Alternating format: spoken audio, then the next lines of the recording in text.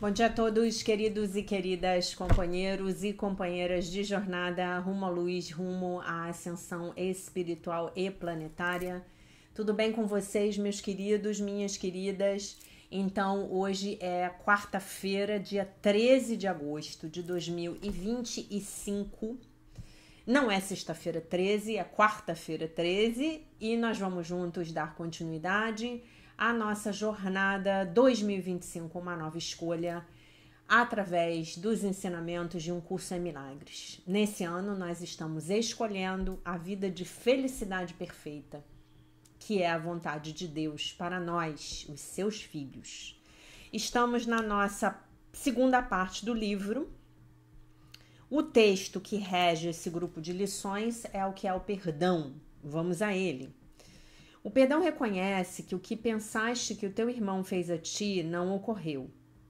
Ele não perdoa pecados, tornando-os reais. Ele vê que não há pecado e, nesse modo de ver, todos os teus pecados são perdoados. O que é o pecado senão uma ideia falsa sobre o Filho de Deus? O perdão simplesmente vê a sua falsidade e, portanto, a abandona. A vontade de Deus passa então a ser livre para ocupar agora o espaço que lhe é devido. Um pensamento que não perdoa é um pensamento que faz um julgamento que ele não questionará, embora não seja verdadeiro. A mente está fechada e não será liberada. O pensamento protege a projeção, apertando as suas correntes de modo que as distorções se tornem mais veladas e mais obscuras, menos acessíveis à dúvida e mais afastadas da razão. O que poderia se interpor entre uma projeção fixa e o objetivo que ela escolheu como sua meta? Um pensamento que não perdoa faz muitas coisas. Persegue sua meta ativa e freneticamente, distorcendo e derrubando o que vê como interferências no atalho que escolheu. A deturpação é o seu propósito, assim como o meio pelo qual quer realizá-lo. Ele se lança nas suas tentativas furiosas de esmagar a realidade, sem se preocupar com o que quer que seja que aparentemente contradiga o seu ponto de vista. O perdão, por sua vez, é quieto. E na quietude, nada faz. Não ofende nenhum aspecto da realidade, nem busca distorcê-la para encaixá-la em aparências que lhe agradem. Apenas olha e espera, e não julga. Aquele que não quer perdoar tem que julgar, pois tem que justificar o seu fracasso em perdoar. Mas aquele que quer perdoar a si mesmo tem que aprender a dar as boas-vindas à verdade, exatamente como ela é. Assim sendo, não faças nada, e deixa o perdão te mostrar o que fazer através daquele que é o teu guia, teu salvador e protetor, forte em esperança e certo do teu êxito final. Ele já te perdoou, pois essa é a sua função dada por Deus. Agora é preciso que compartilhes a sua função e perdoes aqueles a quem ele salvou, cuja inocência, cuja pureza ele vê e a quem honra como o Filho de Deus. Muito bem? O que é o perdão? Nossa lição de hoje é a 225, né? Maravilhosa. Continuação da 224. Deus é o meu pai e ele ama o seu filho. E hoje nós declaramos: Deus é o meu pai e o seu filho o ama. Deus é o meu pai e o seu filho o ama. Pai, tenho que retribuir o teu amor por mim, pois dar e receber é a mesma coisa, e tu me deste todo o teu amor.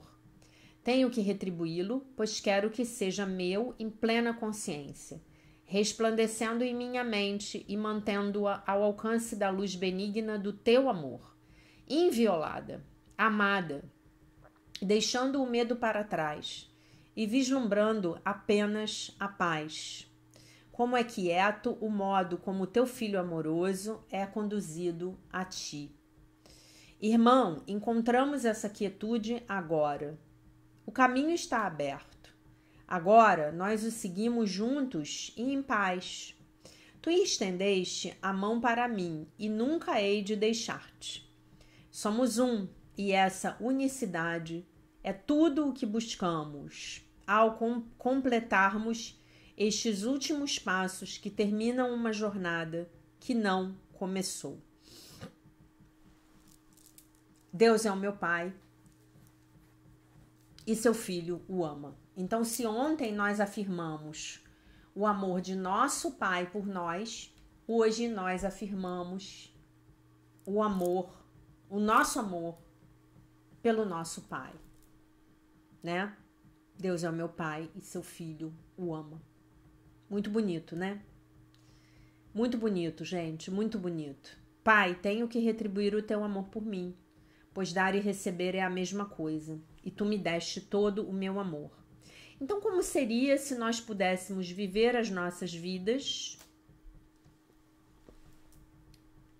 pensando dessa forma? Deus me deu todo o amor dele. Deus já me deu todo o amor dele. Já me deu. Não tenho que fazer nada para merecer. Deus já me deu tudo. Já é tudo meu. E aí, como é que fica isso? Se Deus já me deu todo o amor dele, como é possível que eu não me ame? Que eu não goste de mim? Que eu não me aceite? Que eu me despreze? Não que eu não possa enxergar os pontos nos quais eu ainda preciso, como é que se diz? Melhorar fenomenicamente. Melhorar a minha manifestação na terceira dimensão. Mas como é que eu vou permitir que alguém chegue para me maltratar? Que alguém chegue para me xingar? Que alguém chegue para me ofender? Eu não posso mais. Não tem mais como, gente. Depois dessa frase aqui, Pai, tenho que retribuir o teu amor por mim, pois dar e receber é a mesma coisa, e tu me deste todo o teu amor. Então eu estou afirmando aqui que Deus me ama. Que nem aparece no adesivo do carro. Jesus te ama. Pois é, Deus te ama. Jesus te ama. Não é? E se isso é verdade, então, meus amores, minhas amoras, como é possível que você não se ame? Como é possível que você hoje fique esperando que o outro te ame para que então você possa se sentir digno, digna de ser amado? Conte para mim. Não é possível. Já falei para vocês aqui várias vezes e vou repetir. Só tem um jeito de você desenvolver amor próprio, autoaceitação, autoaprovação, autoestima. Só tem um jeito. É você se abrir para receber o amor de Deus. O amor de Deus está lá. Você só precisa se abrir para receber. Beleza? Primeiro ponto. Segundo ponto. O único amor que existe é o amor de Deus. Né? Só existe esse amor. Não existe outro. Não existe outro amor exceto o de Deus. Eu acho que esse é a frase da lição.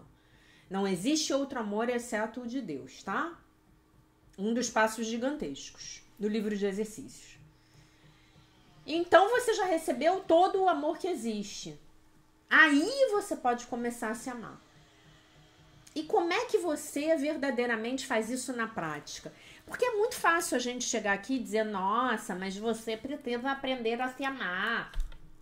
Você precisa desenvolver autoestima. Você precisa gostar de você. Como eu faço isso, Jaque? Como é possível? Eu me odeio. Desde a época que eu tava na barriga da minha mãe, eu me odeio. Porque você foi contaminado pelo vírus do sistema de pensamento do ego. A gente fez uma live sobre o vírus. Lembram? Do Whittaker, dos índios norte-americanos? A gente fez essa live. Né? Então você foi contaminado com um vírus. O vírus do auto-ódio. O vírus da ilusão da separação. Você só pode não se amar quando você se vê, se percebe ilusoriamente separado do seu Criador, dos seus irmãos e da natureza. Lembrando que a natureza simbolicamente é a face feminina do seu Criador. Ok? Então, como você faz isso? Como eu faço isso, Jaque? Você já está fazendo. Você medita, você se interioriza, você faz a prática dos exercícios, você ora, lembre-se de que a oração é falar com Deus, a meditação é ouvir Deus, né? Ontem eu passei por uma situação hilária. Eu estava de carro dirigindo e eu tinha pedido uma determinada orientação para Deus a respeito do que fazer. Então já não estava mais nem pensando no assunto, estava dirigindo, ouvindo mantra, quando para um caminhão na minha frente escrito assim: fala com o seu fulano. E o nome que dizia era o nome de uma pessoa que eventualmente pode me ajudar a resolver a situação na qual me encontro. E a mensagem de Deus era nesse nível, gente. Então, se você realmente acha que Deus não tá nem aí para você, das duas uma, ou você precisa aprender a minha fé, ou você precisa aprender o meu delírio teológico de achar que Deus fala comigo. Tem uma lição que diz: a voz de Deus fala comigo durante todo o dia. Então, se eu deliro, Jesus também delirava quando ditou um curso em milagres para Helen Schucman. Quando você se abrir para todas essas práticas, que você ficar lá quietinho em meditação, sentindo o amor de Deus sendo derramado sobre você, aí você vai ter os primeiros vislumbres do que vem a ser a autoestima verdadeira. Mesmo que todo mundo esteja te maltratando do lado de fora, dizendo que você não vale nem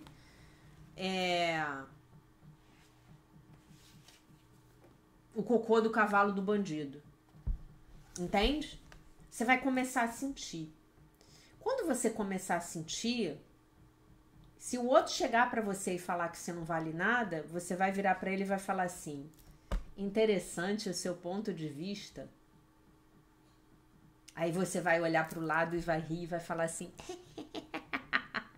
isso foi a minha professora que me ensinou.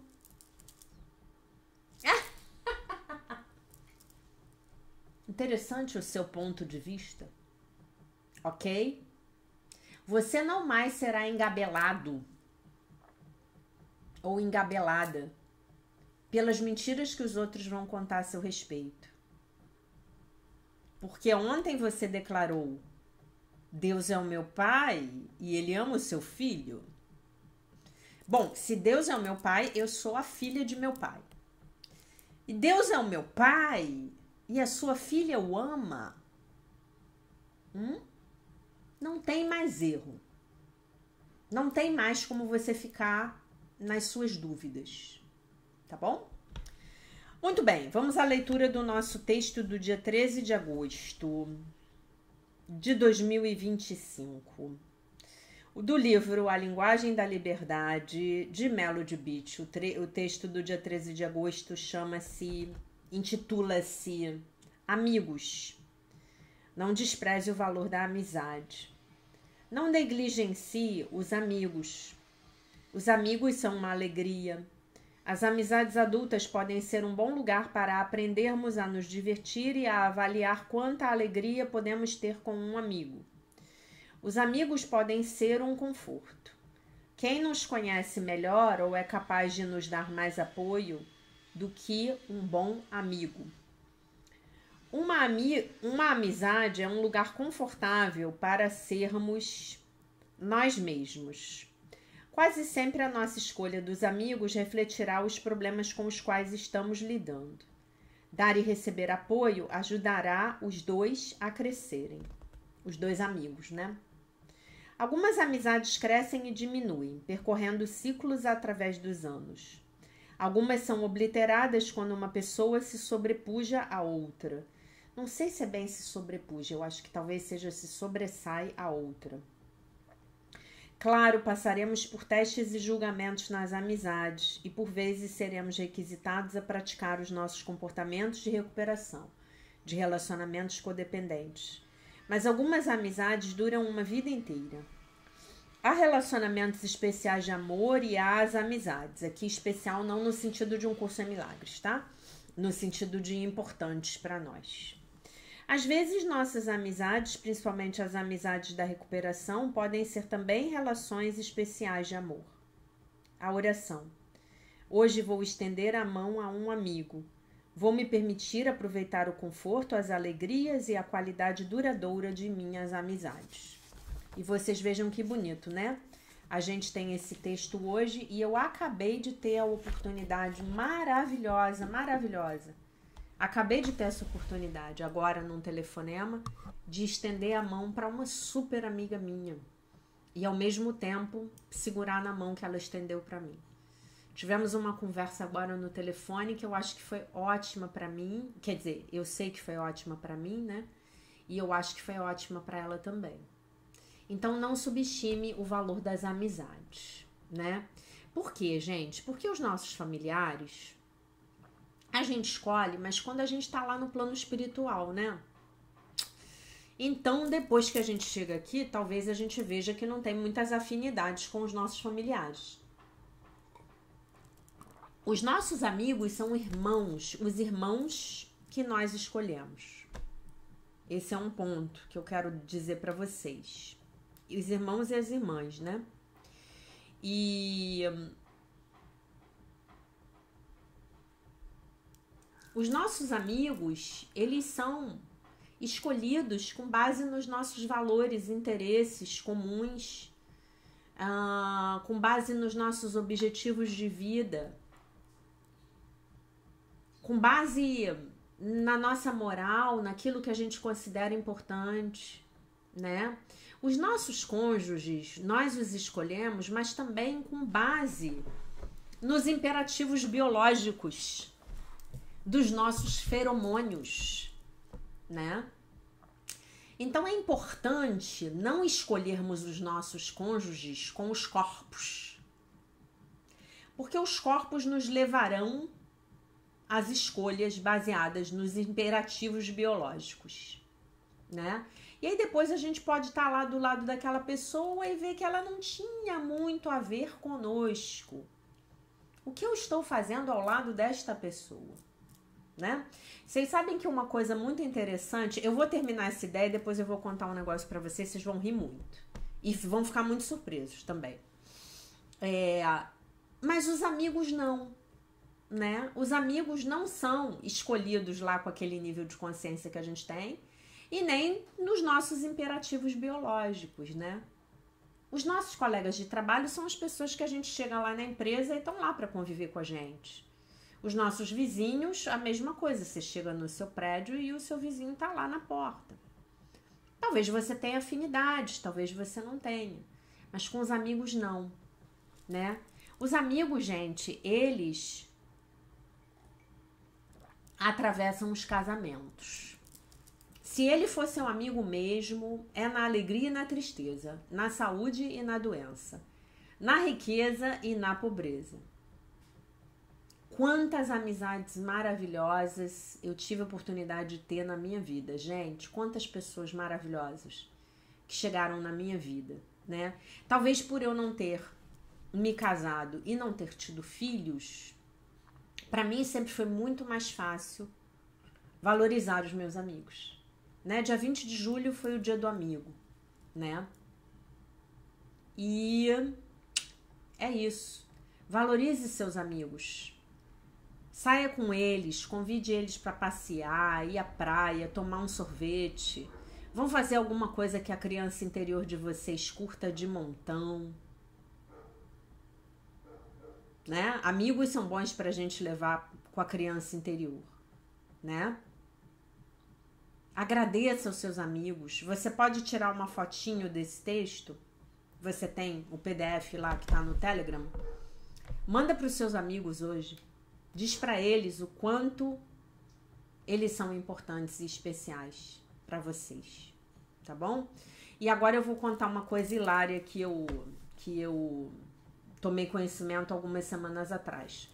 Foi feita uma pesquisa, se eu não me engano, numa universidade americana, Eu não sei se é americana ou inglesa, uma das duas. E essa pesquisa era com mulheres que estavam tomando pílula anticoncepcional, tá? Não uma determinada marca, mas uma pílula anticoncepcional, beleza? Qualquer. E aí, tinha um grupo de controle que era de mulheres que não tomavam pílulas anticoncepcionais. E foram dados para esses grupos peças de roupa de homens usadas, peças usadas, tá? Não estamos falando aqui de cuecas não, tá, gente? Estamos falando, sei lá, de uma camisa, uma camiseta. O cara jogou uma partida de futebol e deu a camiseta para que fosse feito o experimento. Curiosíssimo, por sinal. E aí, a pessoa que bolou esse experimento, nossa, foi genial. Isso é um experimento totalmente fundamentado na metodologia científica. Um absurdo de inteligente. E aí, tinha um grupo de mulheres que tomavam a pílula e o outro grupo de controle que não tomava nenhum tipo de hormônio, tá? E aí, essas mulheres foram convocadas a dizer daquelas peças de roupa quais odores elas entendiam ser mais atraentes para elas. Ah, esse cheiro aqui é bom, eu gostaria de conhecer esse homem, tá? Elas não viam o homem, era só sentir o cheiro lá da camiseta, tá? E aí, olhem que interessante. O experimento era repetido com os mesmos homens doadores de camisetas de jogo de futebol, digamos assim, licença minha, com as mulheres que não estavam tomando a pílula e com as mesmas mulheres depois de terem parado de tomar a pílula e ter passado alguns meses até que o ciclo menstrual se reestabelecesse na sua normalidade. E aí o que se verificou foi algo muito interessante. No grupo de controle das mulheres que nunca tinham tomado a pílula, os homens interessantes permaneciam os mesmos. Olhem que interessante. E essa definição de atração,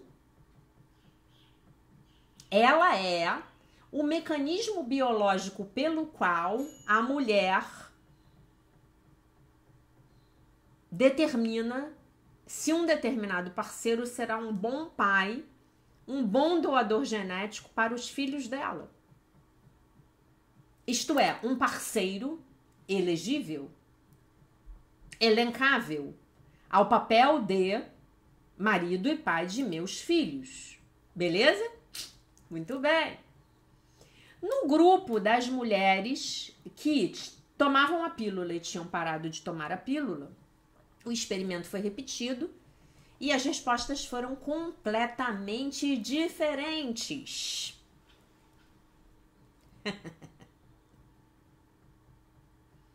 Então, aqueles que lhes pareciam mais atraentes deixaram de ser os mais atraentes. Os menos atraentes passaram a ser os mais atraentes. Isto é, os elegíveis para o candidato de progenitor da prole passaram a ser inelegíveis e os inelegíveis passaram a ser elegíveis.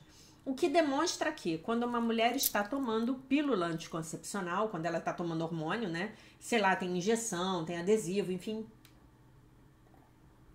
Ela não tem a natureza em favor dela. Nesse sentido. Porque esse fator, ele não pode ser determinante, mas ele tem que estar lá presente, tá, gente? Eu não posso decidir que eu vou casar com um homem que eu acho mais lindo, mais interessante, mais atraente apenas, né? Ou você com a mulher, se você for homem. Mas, vejam que interessante. Quando você está sob a ação dos hormônios, o seu discernimento biológico fica comprometido. Daí muitos casais começarem a ter problemas de relacionamento quando a mulher para de tomar anticoncepcional. Então, no estudo, inclusive os homens comentavam que aí eles podiam entender por que os seus casamentos muitas vezes terminaram do nada. A mulher levantou um dia e falou: não quero mais você, não aguento mais você. Você não é o homem que eu quero pra mim. Vocês têm noção do que é isso, gente? Não sei porque eu estou contando isso pra vocês hoje. Mas o Espírito Santo sabe, né? Então, basicamente é isso. Como nós somos enganados, né? Como essa vida moderna nos trouxe realmente a lugares tão pouco naturais, né? Talvez por isso as pessoas hoje se casem e se separem com tanta facilidade, né? E de repente a gente até fica triste, pensa assim: puxa, eu não dou certo com pessoa nenhuma, eu devo ter um problema. Talvez esteja faltando um critério de decisão aí, um critério de análise que me está sendo... eu estou impossibilitada de utilizar esse critério porque eu estou tomando um anticoncepcional. Vocês já pensaram nisso? Terrível, né? E essa é uma das pesquisas sobre as quais eu tive notícia, porque eu adoro ler sobre pesquisa científica.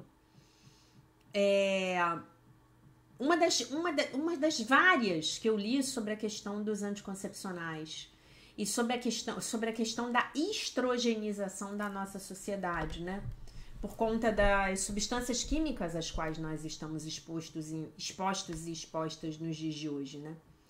Mas isso aí fica para um outro vídeo, tá bom? A gente vai ler agora um trechinho do livro Segredo, Sucesso Sagrado, um curso em milagres financeiros. E o título desse textinho é Construção da Riqueza 101. Não sei por que o 101. O truque é estar certo de que você não vai morrer esperando que a prosperidade aconteça. Frase do famosíssimo mega ultra uber milionário Lee Iacocca. Acho que é assim que fala o nome dele, né? Lee Iacocca. Ou alguma coisa assim. Lee Iacocca, tá? Então, na nossa busca por nos informarmos a respeito das nossas decisões financeiras, o seu financista interior vai desmistificar a construção da riqueza, partindo-a nos seus mais básicos blocos de construção, nos seus menores denominadores comuns. Eu gastei muito desse livro me concentrando nos aspectos psicológicos, espirituais e emocionais do sucesso. Mas agora nós vamos reconhecer que uma compreensão mínima do gerenciamento financeiro é vital para o sucesso sagrado. Aí é tudo aquilo que eu falei ontem da queridíssima Patrícia Lages. O seu financista interior tem estado pacientemente esperando para dar a você um curso sobre dinheiro, sobre como usar dinheiro e como fazer dinheiro. Não, sobre como usar dinheiro para fazer dinheiro. Talvez você tenha uma epifania similar a de um diretor de um filme que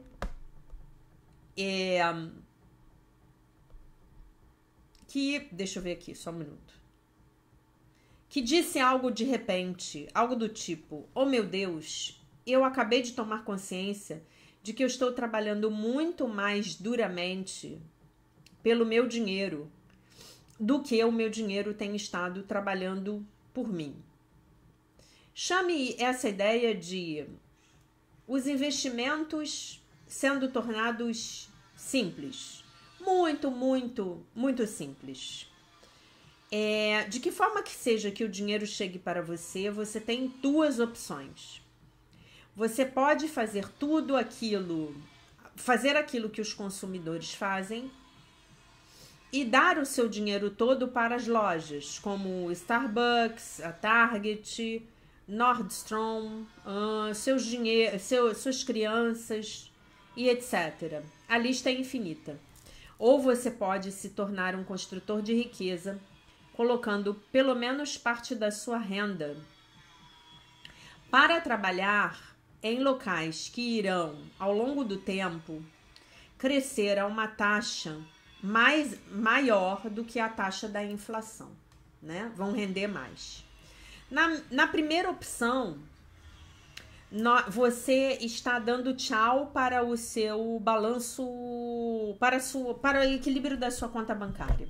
No segundo caso, você está observando o seu dinheiro gerando ainda mais dinheiro e você pode judiciosamente e alegremente dar o seu dinheiro, o qual você poderá dar judiciosa e alegremente, dar para o American Express, a Macy's, que é uma loja, né, de departamentos, lá no Zewa, ou para as suas instituições de caridade favoritas, sem perder nem uma piscadinha do seu sono. Então vamos começar simplificando os investimentos. Seja bem-vindo às 9 simples lições do Construção da Riqueza 101. Vamos entender depois porque ela chamou de 101. Eu não sei. O homem sábio economiza para o futuro, mas o homem tolo gasta tudo aquilo que ele obtém. Provérbios da Bíblia. Construção da Riqueza, lição 1. A boa notícia é que a lista de lugares para investir ou para construir a riqueza não é apenas infinita. Não é infinita. De fato, ela é bastante limitada. Há apenas 5 lugares para você investir o seu dinheiro. De outra forma, conhecidos como classes de ativos, ou conhecidos de outra forma como classes de ativos. As 5 classes de ativos são ações, títulos, imóveis, dinheiro, né, tipo moeda estrangeira. Vou investir em dólar, vou comprar ouro, né? Ou as commodities. O ouro aqui seria uma commodity. E é isso. Apenas 5 categorias as quais você precisa compreender. É melhor você dizer ao seu dinheiro aonde ele deve ir do que imaginar para onde ele foi. Provérbio desconhecido, tá? Então, lemos aí, amanhã a gente continua com a lição 2. São 9 lições, a gente lê amanhã a lição 2, tá bom? Eu vou terminar o vídeo com um comentário que mexeu muito comigo ontem, que eu amei, da Raquel Mendes, né? Mas antes eu vou ler a nossa lição do dia pra gente se lembrar dela, de novo. Lição 225, Deus é o meu Pai e seu Filho o ama. Pai, tenho que retribuir o teu amor por mim, pois dar e receber é a mesma coisa. E tu me deste todo o teu amor. Tenho que retribuí-lo, pois quero que seja meu em plena consciência, resplandecendo em minha mente e mantendo-a ao alcance da luz benigna do teu amor. Inviolada, amada, deixando o medo para trás e vislumbrando apenas a paz. Como é quieto o modo como teu filho amoroso é conduzido a ti. Irmão, encontramos essa quietude agora, o caminho está aberto. Agora nós o seguimos juntos e em paz. Tu estendeste a mão para mim e nunca hei de deixar-te. Somos um, e essa unicidade é tudo o que buscamos ao completarmos estes últimos passos que terminam uma jornada que não começou. Ok? Então, muito bem. O comentário que eu quero ler, a Raquel fez no vídeo de ontem. Deixa eu ver se eu consigo achar aqui o vídeo de ontem.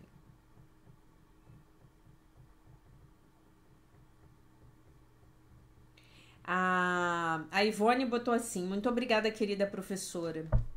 Este texto do perdão é estupendo. O Aslan, muito lindo. A gatinha que vem aqui, estou conquistando-a aos poucos. Ela é muito arisca, tem medo. Maravilhoso. Manda fazer um floral para ela, um rescue.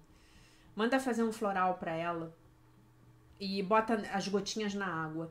Se o floral que eu fiz para você, eu acho que eu fiz, ele tem rescue e você pode pingar as gotinhas do seu floral na bacia de água dela, que vai ajudar demais da conta, tá? E você vai conquistá-la com certeza. Compra o sachê da Royal Canin. O comentário foi da Raquel Mendes. Eu tinha essa crença, Jaque, de achar que alguém viria me salvar financeiramente. Mas eu me curei dessa crença. Muito obrigada, Jaque. Eu te achei um pouco quietinha hoje. Sim, ontem eu estava bastante preocupada com uma coisa. Você percebeu corretamente. Então, essa crença de que alguém vai vir me salvar financeiramente. Temos que falar dela. Uns 2 minutos aqui, né? As mulheres, de um modo geral, acham que quem vai vir salvá-las são os seus maridos, cônjuges, namorados, noivos, né? Amados, príncipes encantados, que às vezes eles próprios estão lutando com as próprias situações financeiras.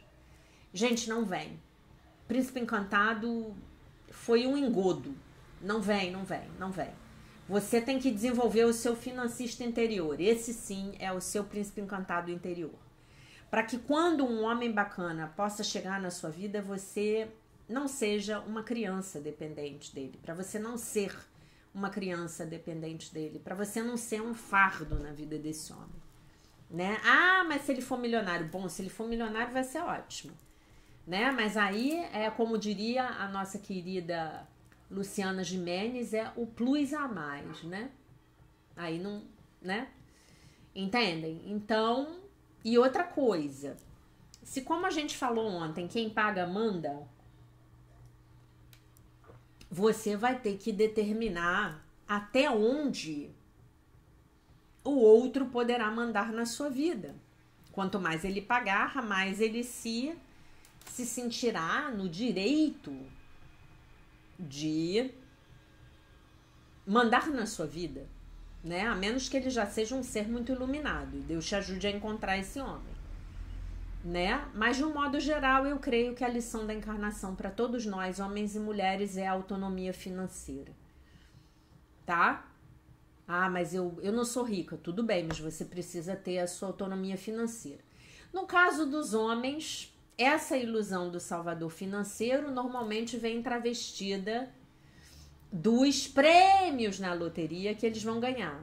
Do dinheiro fácil, a negociata, né? Como dizia minha melhor amiga outro dia, estava falando para mim que os parentes dela estavam envolvidos num investimento que dava um lucro, eu acho que de 50% por ano. E que ela falou que ela achava um pouco difícil, né? Olha, eu não entendo de finanças, eu sou fisioterapeuta, mas será que é isso mesmo? Não, vai ser maravilhoso, vai dar 50% ao ano. Pode até ser que dê, né? De repente você compra um terreno hoje e amanhã do lado do terreno abre um shopping center. Seu terreno vai ser valorizado, não nem 50%, talvez 100%, 500%, mas é difícil. Né? Então, os homens, de um modo geral, o ego se traveste aí nessa crença interessante. Eu vou ganhar na loteria, né? Eu vou achar ouro no quintal, né? Eu vou fazer uma negociata, eu vou vender isso aqui, eu vou ficar rico, né? Gente, pés no chão. Dinheiro pede os 2 pés bem firmes no chão. Dinheiro pede desenvolvimento de capacidades. Com a minha professora de fogo sagrado, eu aprendi uma coisa muito legal. O meu dinheiro é simbolicamente o meu valor. Se eu quero aumentar a minha conta bancária, eu tenho que dar um jeito de aumentar o meu valor. Como é que eu aumento o meu valor? Aumentando a contribuição que eu estou trazendo para o mundo. Só tem esse jeito, né? Muita gente já ganhou na loto prêmio único e 1 ano depois já não tinha mais nada, né? Então, o dinheiro o meu dinheiro é o meu valor. Qual é o meu valor? Qual é o seu valor? O meu dinheiro é o meu valor, né? Então, se eu não estou ajudando, se eu não estou contribuindo para o planeta ficar melhor amanhã do que está hoje, então meu valor não está sendo multiplicado, tá bom? Então, que bom, Raquel, que você deixou essa crença de lado. Eu também tinha essa crença. Eu, durante décadas, eu esperei que o príncipe encantado chegasse. Décadas, eu achei que eu seria salva financeiramente. Com a graça de Deus e muito trabalho psicológico, espiritual, muita cura da criança interior, eu saí dessa fantasia. Essas fantasias, tanto as dos homens quanto as das mulheres, elas são fantasias da criança interior ferida. Porque é a criança interior que fica dependendo do adulto para vir cuidar dela, tá? Nós adultos precisamos cuidar de nós mesmos. O Salvador não vai vir. O Salvador financeiro não vai vir. Não vai vir. O príncipe encantado não vai vir. Ele está bastante atrasado. Talvez eu morra e ele ainda não tenha chegado. Aí não valeu, não adiantou. Tá bom? Então, fico muito feliz de saber que você deixou essa crença, que você não tem mais isso. Isso é uma ilusão do ego. Peçam ao Divino Espírito Santo para remover essas ilusões do ego de vocês. Elas não nos levam para frente, elas só nos deixam estagnados exatamente onde nós estamos. Elas só impedem o nosso crescimento. Se você puder fazer um movimento, um único movimento pequeno, hoje, para aumentar o valor que você entrega no mundo, faça. Talvez seja simplesmente abrir o YouTube e aprender a fazer uma receita de um bolo diferente que você nunca tinha feito na sua vida, tá? Pronto, você acabou de aumentar o seu valor. Se você é cozinheira e trabalha com doces, talvez, tá bom? Pensem muito nisso. Lição do dia. Deus é o meu pai. E a sua filha o ama. Deus é o meu pai e o seu filho o ama. Meus amores, minhas amoras, essa era a mensagem do dia. Eu deixo vocês com a paz de nosso Senhor Jesus Cristo, com um beijo imenso. E se Deus quiser, nós nos vemos novamente amanhã. Bye, bye.